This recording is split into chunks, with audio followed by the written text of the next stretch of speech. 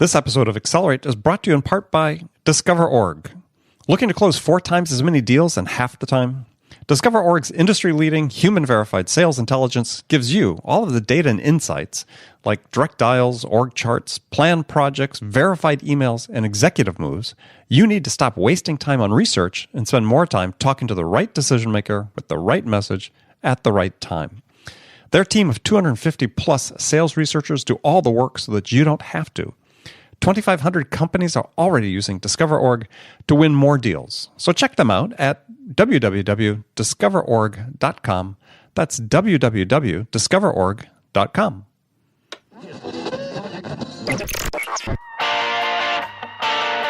It's time to accelerate. Hey friends, this is Andy. Welcome to episode 556, that's 556, of Accelerate, the sales podcast of record, where I hold in-depth conversations with today's leading experts in sales, marketing, and leadership 6 days a week. And do we have a good one for you today? So joining me on this episode is Subir Chowdhury. Subir is the CEO of ASI Consulting Group, and he's author of a very interesting book that I really enjoyed reading called The Difference When Good Enough Isn't Enough. And we're going to have a conversation about achieving excellence in all things that you do, whether in work or in life, and how that all begins with developing what he calls a caring mindset. And we're going to have a conversation about how do you develop that caring mindset? What's sort of a step-by-step process you can follow for achieving that? Now, if you'd like to see the show notes for this episode, go to andypaul.com/556. As before, you'll find a timestamp breakdown of this and all conversations on Accelerate there, so make sure you check that out.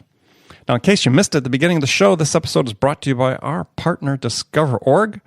The Discover.org platform is a game changer for sales, marketing, and staffing professionals. And the feature-rich sales intelligence platform is supported by 250 researchers, more than 250 researchers, who continually update contact data and provide account-specific insights to help sales and marketing teams break ahead of the pack. So see the product live at discoverorg.com/schedule-demo. Now, I've been talking the last couple of weeks about a new report I just produced. It's based on the input of over 300 world-leading sales experts, people I interviewed right here on Accelerate, and this report is all about what you can do to amp up and accelerate your sales right now. What are the tactics you can use right now to accelerate and amp up your sales? And you might be surprised at what the experts recommend be the first thing you do to get your sales back on track. Now, this report is free, and you can get your copy right now if you go to accelerate.fm/accelerate. That's accelerate.fm/accelerate to get your copy right now. So let's get right into it. Subir Chowdhury, welcome to Accelerate. Oh, my pleasure. Thank you for inviting me. Well, my pleasure to have you. As I said, really enjoyed your book. We're going to talk about that, the name of the book, The Difference When Good Enough Isn't Enough. But first, I always ask my guests the same question. Let's start off the show. This is a sales audience we talk to, and you work with a lot of different companies. Is in your mind, what's the single biggest challenge facing sales professionals today? Sales professionals. I think understanding the customer, that is my professional opinion. Mm-hmm. I think a lot of the time we wanted to make sales too quickly rather than truly understand what the customer needs are. So if they truly try to listen to the customer before they try to sell, I think they'll be much better successful salesperson. Okay. Well, we're going to talk about listening sure. in the conversation, because you make a point in your book about how we have a listening crisis or a listening efficiency crisis. That would certainly be reflective of that. And I think that's true. I think that, people are sort of so anxious to sell that they start talking before they listen. So, all right, great. Well, let's talk about your book. Let's dive into it. So a book called The Difference When Good Enough Isn't Enough. And, I was really interested in having you on the show to talk about it because there are so many lessons in there just, for people in general, but also very, very applicable to sales. The listening one was one specific and sort of general theme as I took is that the book is, when you say good enough isn't enough, is that we've sort of stopped caring about performing to our potential. Yes, you're absolutely right. So basically the way the book came out, this is my 15th book. So as you know, my last 20 years of my career is in the area of the process improvement. Mm-hmm. in the quality improvement. So I've been advising, and helping all types of organizations. Literally, especially some of the Fortune 100 companies, I literally saved them, some of the companies, like billions of dollars, literally billions, right? In process improvement. And then, after doing it for almost 15 years, 5 years ago, I just hit a wall. And what is puzzling is, what I found is, suppose there's a two client of the same size, two organizations of the same size from the same industry. So for the sake of discussion, it can be GM or Ford in automotive industry, or it can be Boeing and Airbus in aerospace industry.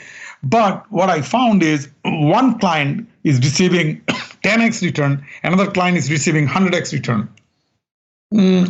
Using the same process. And for the sake of discussion, suppose even they hired me, both the organizations hired me as a consultant. Right. Why? And they're using my process. Why one of the client is getting 10x return, another is getting 100x return? And that was kind of puzzled me. So initially I thought that maybe our methodologies are flawed, or maybe the processes we are teaching is not robust enough. So I was kind of challenging and screaming at my team and saying that maybe we are not doing the right stuff. And then my colleagues are also suggesting, saying that, Subir, if somebody is getting 100x, maybe it is time for you to study those organizations. So last 5 years before I wrote the book, literally I went out and understanding this organizational culture. And what really stand out, at the end of the day, those processes are used by the people, right? So the company which is getting the 100x return, they have, majority of their people have caring mindset. So that means they are not doing it or following my process just for the sake of it, but they are doing it because they believe it can make an impact within their organization.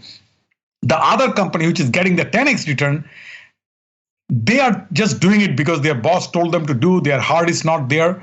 So what I was, then I was thinking about, okay, how can I teach the people, majority of the people, from the completely from the bottom of the organization all the way to the CEO, how I can teach them the human attributes that they can personally, it can apply to them personally. So if majority of the people I can turn them into a caring mindset type of thought process, I strongly feel that they will get a much better return on investment. They can make more contribution to the organization they work for. And to develop a caring mindset, you don't need a stripe. Anybody in the world at any position can make a difference, and that's what the book is all about. Well, and so raises a question, is that you see it within most organizations that people are sort of stratified by performance levels, if you will. And one of the things that probably characterizes most frequently the people that maybe in the bottom tiers of performance is what you call the indifferent mindset. So did you have success? I mean, turning these people around? I mean, is it something that you would expect? Well, more likely to get the top performers to embrace this versus the people at the bottom. So let me tell you, in the book, as you have read, is that I talk about the 4 simple attributes. So what is caring mindset? So the caring mindset is, I talk about the 4 human attributes, and it is very easy to remember. It's called STAR, STAR. So, and it stands for straightforward, thoughtful, accountable, resolve. So if you really think about each of the word standalone, if you look at it, straightforward, thoughtful, accountable, resolve. Can anybody, any human being at any level, can they really practice these 4 attributes? If they really wanted to, it can be. So for an example, so let me break it down. So well, before you do, let's I want to ask one more question before you break in, because a lot of questions about your 4 attributes. I thought it'd be really useful to have you sort of illustrate by telling your toothpick story, because I think that was a great story that you had in the book that really sort of illustrates this concept, so that everybody sort of listening sort of gets this idea about a caring mindset. Yeah, so for an example, basically, thank you for reminding me that. But toothpick story, I was literally in one of the Fortune 500 companies, meeting with their vice president of quality, and he's an automotive client. and their JD Power report came out the night before, and they didn't do well. And we have been doing some process improvement consulting for 2 or 3 years within that organization. And then as soon as it was literally a winter morning, early morning in Michigan, snowing like crazy. And somehow I made it on time. It was the 8 o'clock meeting. Mm-hmm. I made it on time. And as soon as I entered to the Vice President of Quality's office, the first question, he was very down and gave me a tough look. And he said, "Subir, I have a question for you." I said, "What is it?" And he said, "What would you do after you use a toothpick?" So I initially just looked at him. I said, "Hey, come on, man, what's going on?" He said, No, Subir, I wanted to ask you a question. What you normally do after you use a toothpick? I said, "Do you really? What kind of question is that? Do you really, wanted to know?" And he said, No, this is a very serious question. So I said, "Hey, come on, man. Did you have a meeting with your boss?" And he said, "Subir, I'll get back there, but I'm just telling you, this is a very serious issue and we need to discuss." So I just told him, I said, "You really want an answer?" He said, "Yes." So I said, "Okay, if I use a toothpick, I put it in the dustbin. So what a big deal about it?" And he looked at me, he said, "Subir, I asked the same question to my direct reports. I asked my secretary, and everybody told me this morning they also put it in the dustbin." So I said, "So?" He said, "Subir, we have a much bigger problem in our company than you can think of. And you completely missed the point of by doing this process improvement. Yes, are we getting results? Yes, but still our result is not good enough."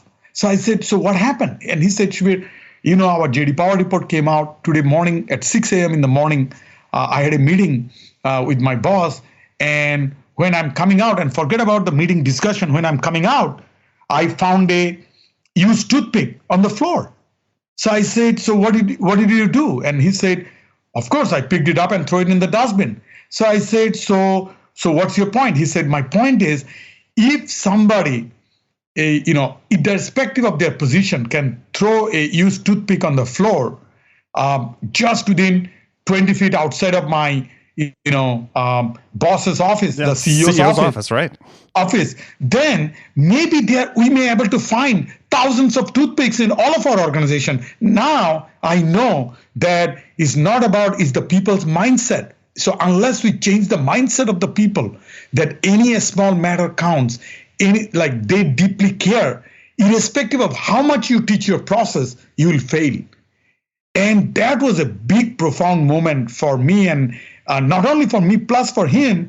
And in consulting business, one of the best thing for me is very rewarding is that I learn from my clients. I learn from different clients, right? And they enrich me. The reason I became, and like everything you read in the book is all my client story, right? So, but you have to have the attitude of learning every day, Well, yeah. And I thought the thing that was so fascinating about that story is, you think about that, and also data that you had in the book showing that we have, and at least in the U.S., based on studies, is this sort of crisis of confidence or lack of confidence in the institutions that serve us. The police, yes, the infrastructure you talked about, and there's just this list of organizations that study after study shown that we sort of accept, less than adequate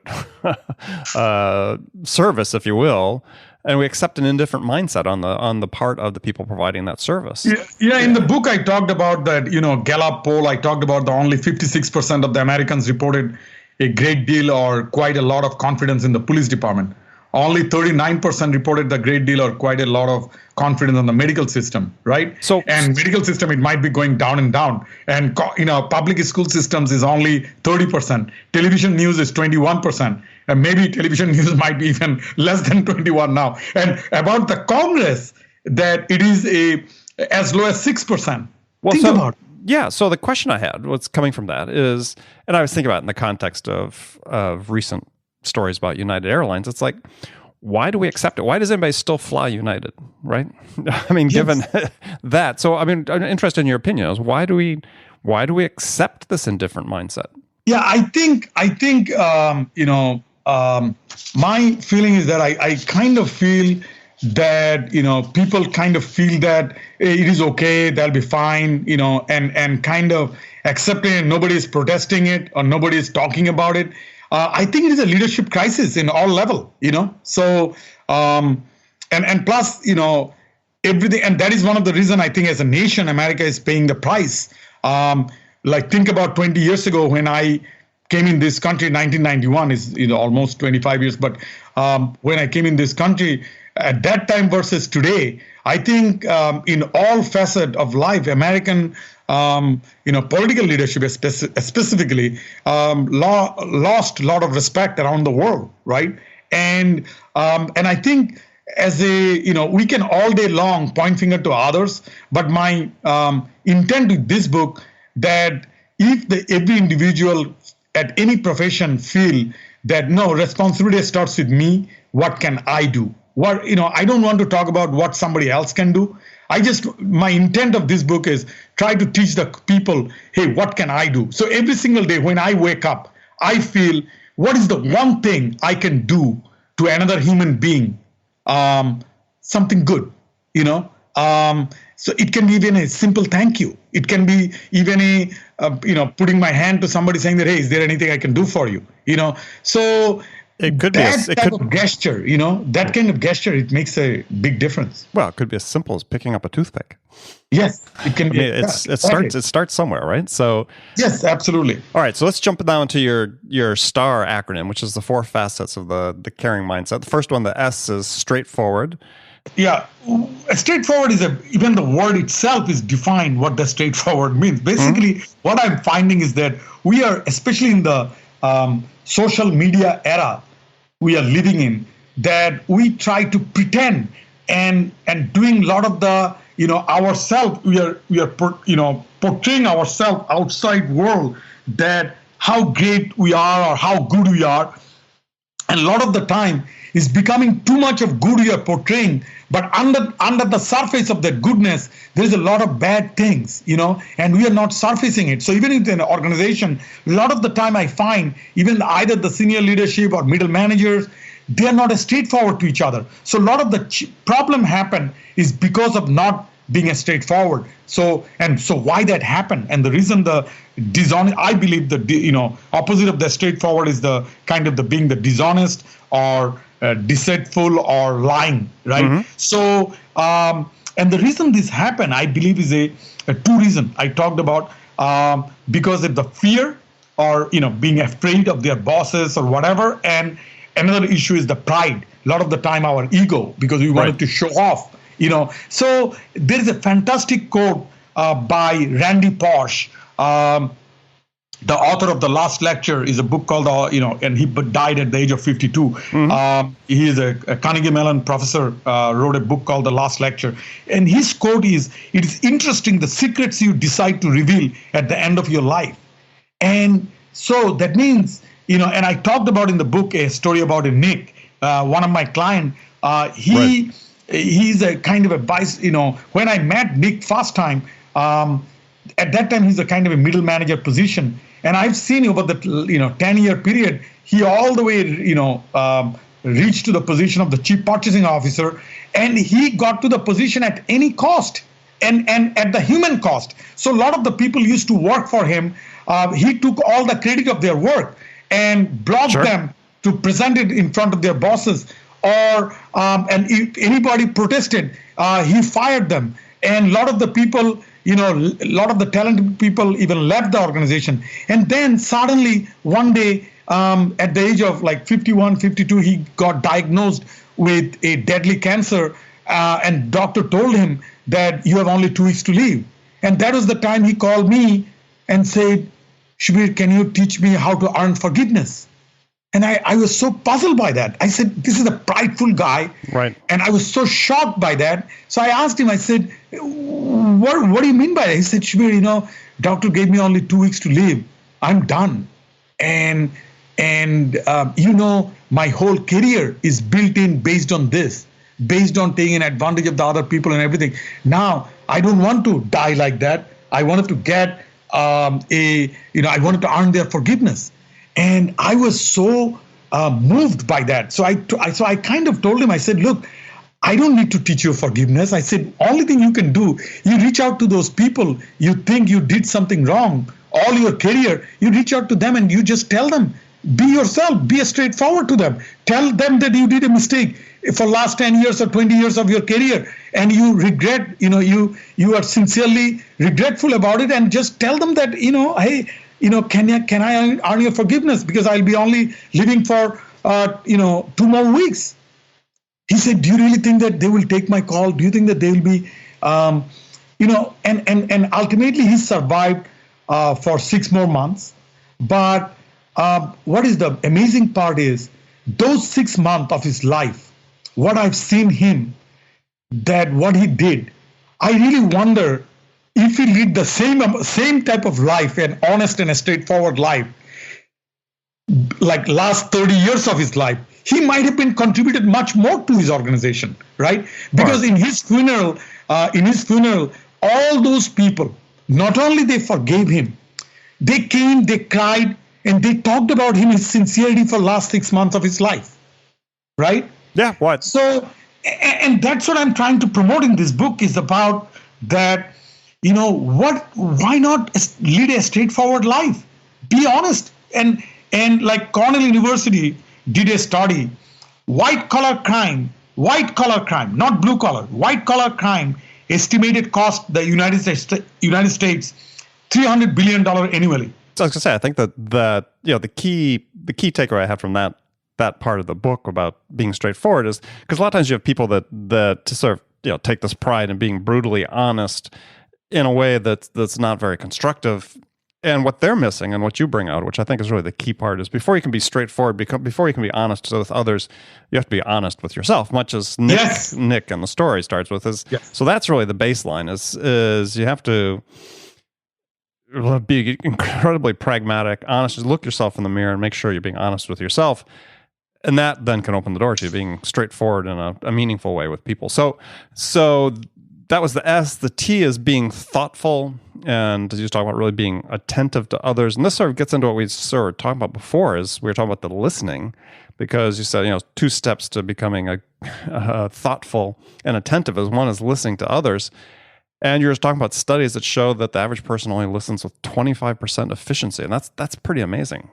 Right. And the listening, and I wanted to a little bit emphasize on the listening part. Think about this way. A lot of the time, we believe that we are listening, but we are not listening, because listening is also a 2-step process. The first thing is that observing it. Just shut up your mouth and just observe what's happening. And then you do the next time. What do you do? The next step would be then you try to understand what the other person is saying. Not that listening is not like, okay, you just go there and you're hearing. 99% of the time you are hearing, but you are not listening.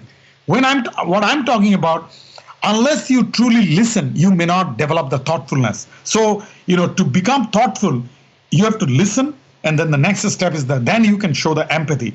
So, and in the thoughtful, I talked about one of the story about the, in the airline, and this book is written before the United Airlines recent incident, that one elderly gentleman, like around 70, 75 years old gentleman, came to the, board to the plane, and he's sitting on the first row of the economy class, and he just simply asked for a glass of water.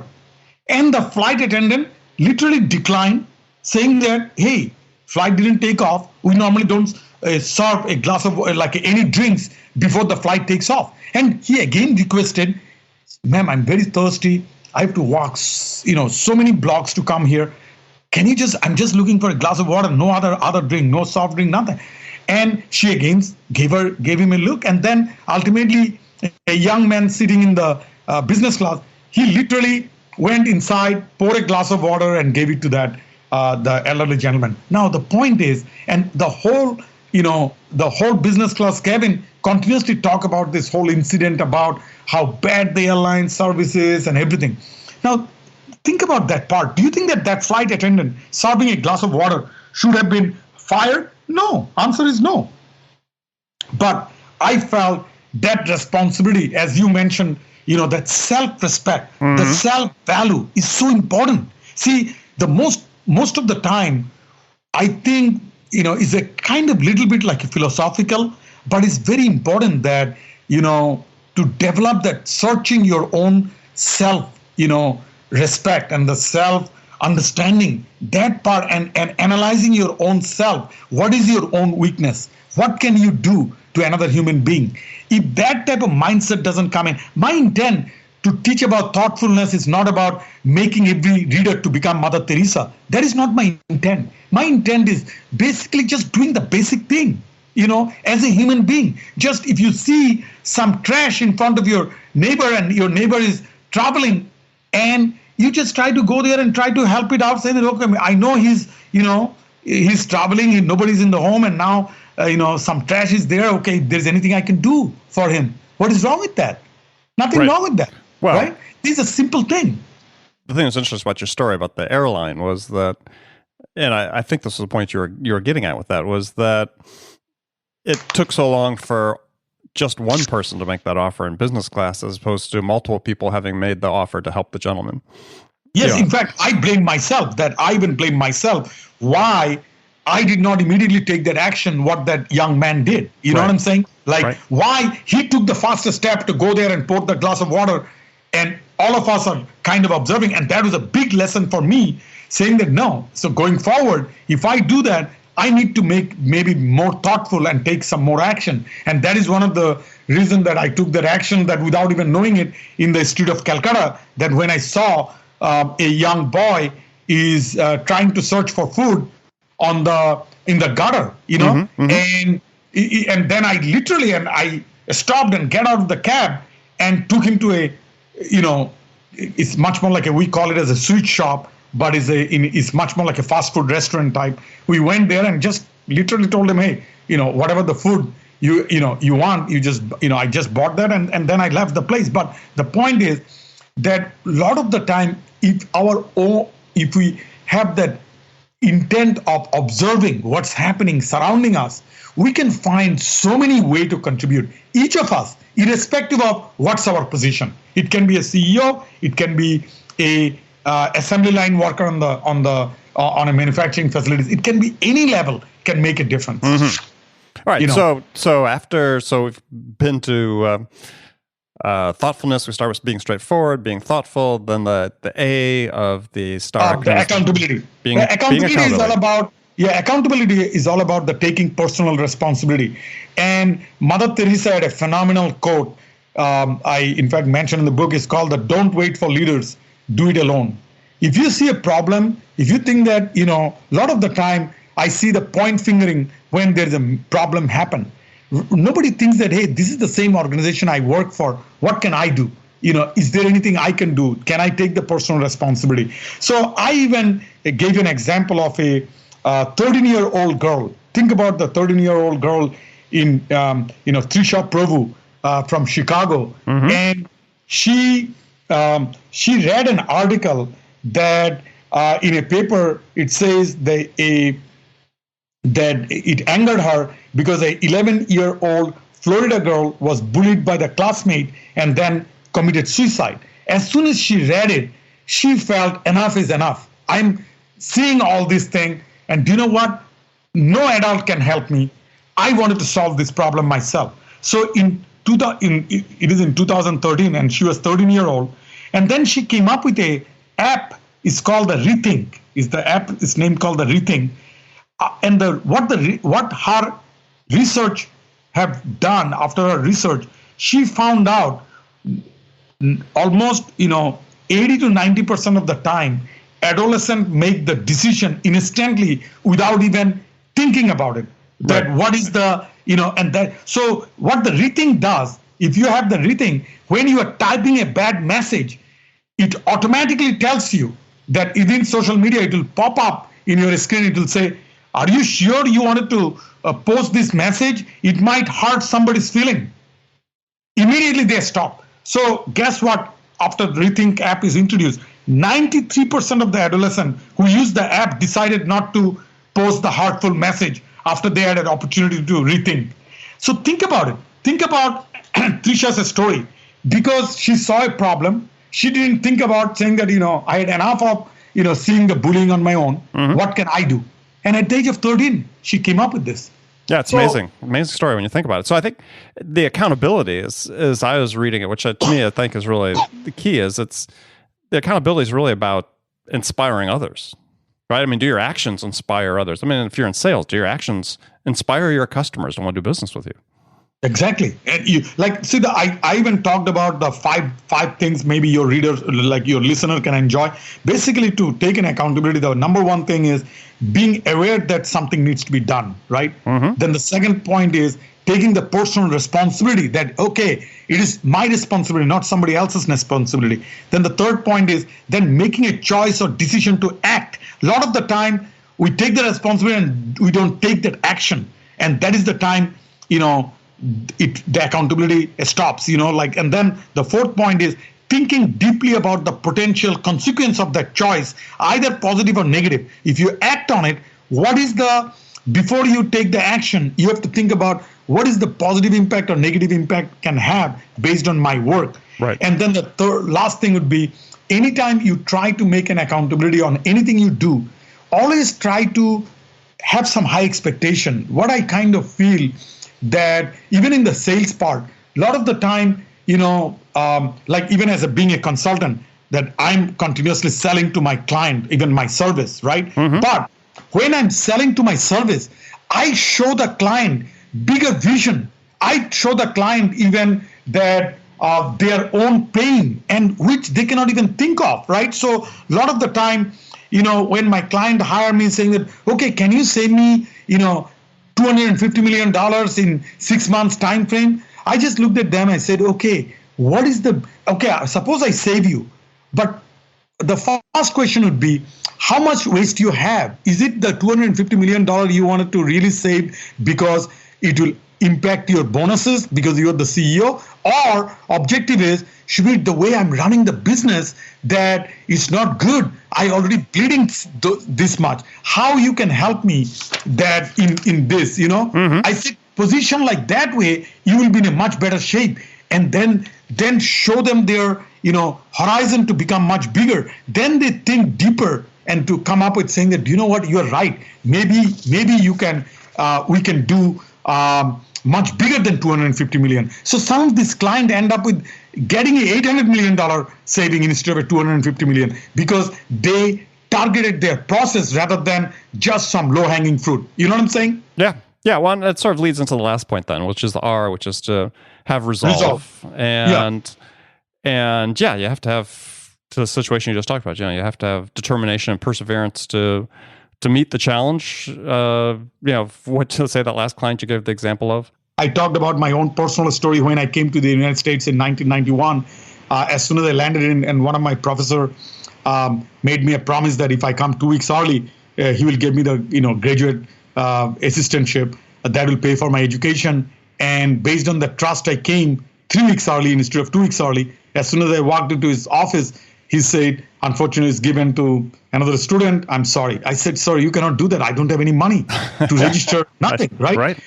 It was so tough. And a lot of my, countrymen and a lot of the people at that time, students, they try to comfort me. They try to tell me to work illegally and all these things. And think about it. It's just like landing in America on the first day, this is the thing I faced. And what I did, I collect myself. Then I thought, you know what? I'm going to hit every single department. And I just landed in America. Think about that. I went to every single department, English department, journalism department, and I have an engineering degree, right? And ultimately, after getting rejection of 20 or 20, I think 21 department rejection, on the 22nd one, I knocked the door, mathematics department chair, and he gave me a chance. And ultimately, he introduced me to the professor and everything. And then ultimately, I end up with getting a full fellowship, and my whole education is paid for by Dow Chemical fellowship. And I did research in polymer science, even though I came over here to do my graduate degree in industrial management. Sure. So, and the point over there is that those 2 weeks is I didn't give up. I just have a resolve saying that, no, I came to America for a purpose to get a graduate degree. And I'm not going to stop by one denial.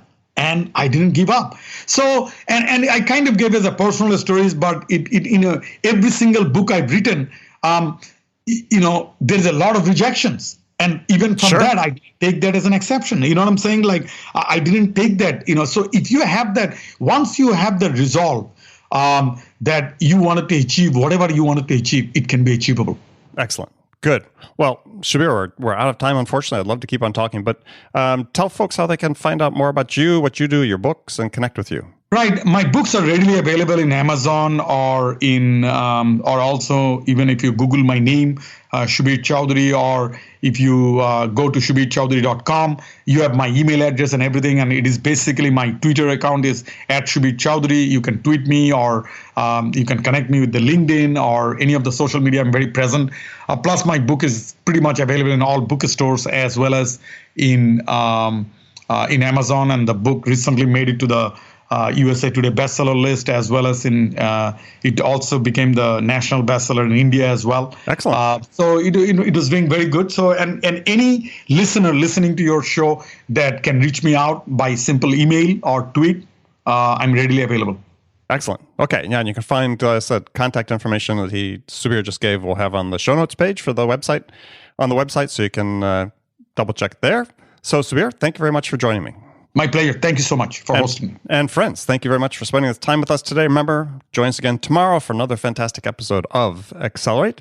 Until then, if you get a chance, really appreciate it. If you get a chance, subscribe to this podcast or leave us a brief review. We really want to hear from you. So again, thanks for joining me. Till next time, this is Andy Paul. Good selling, everyone.